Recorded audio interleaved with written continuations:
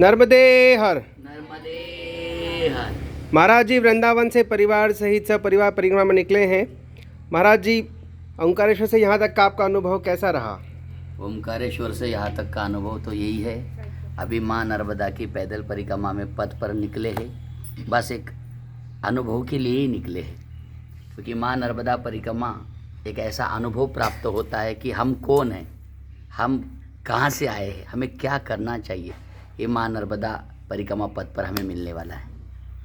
आपके साथ बहुत ही कम उम्र के बेटे भी हैं, आपके बिटिया भी है। नर्मदे हर। नर्मदे हर। आपका अनुभव कैसा रहा? बच्चों के साथ कैसा रहा अनुभव आपका? हमारे बालकों के साथ अनुभव ऐसा रहा, वैसे तो हमारी माँ नर्मदा की पैदल परिक्रमा तीसरी है। अच्छा जी। 2015 में हम पति पत्नी मिलके करी थी। उस समय माँ को इतना समझ नहीं पाए, क्योंकि बाल्य अवस्था, बाल्य बुद्धि समझ लीजिए।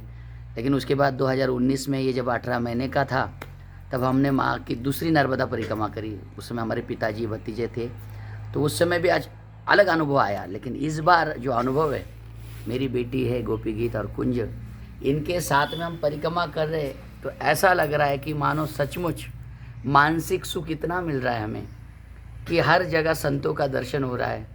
हर भक्तों के हृदय की जो भावना है वो हमारे दिल तक पहुंच रही है। मतलब मैं बखान नहीं कर सकता, मेरे अंदर इतनी क्षमता नहीं है कि मैं माँ नर्मदा का कोई अनुभव आपको बता सकूं। मैं तो कहता हूं, जब तक जीव परिक्रमा नहीं कर लेता है तब तक वो अनुभव बता नहीं सकता है। हमारे अंदर इतना सामर्थ्य नहीं है, लेकिन इतना ज़रूरी है कि माँ नर्मदा पद पर, मेरी माँ नर्मदा, भारतवर्ष में हर जगह गया मैं, हर तीर्थ स्थल में गया। हम तो वृंदावन में ही रहते, लेकिन हर तीर्थ स्थल में आपको धर्मशाला, आश्रम हो, मंदिर हो, एक दिन के लिए रुकना भी हो, भोजन पानी भी करना हो, तो भी आपको पैसा देना ही पड़ेगा। लेकिन नर्मदा खंड ऐसा है, हमने पहली बार देखा।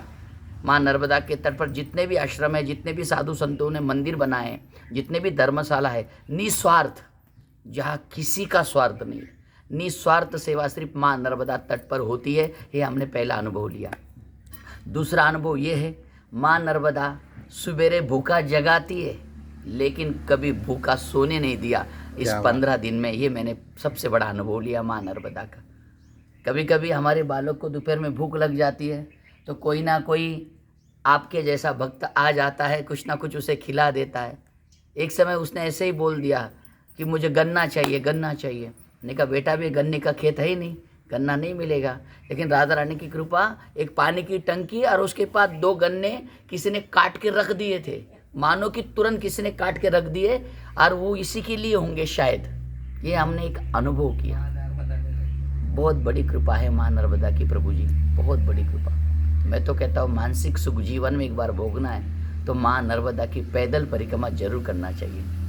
नर्मदे नर्मदे हर। हर, नर्मदे हर। नर्मदे हर।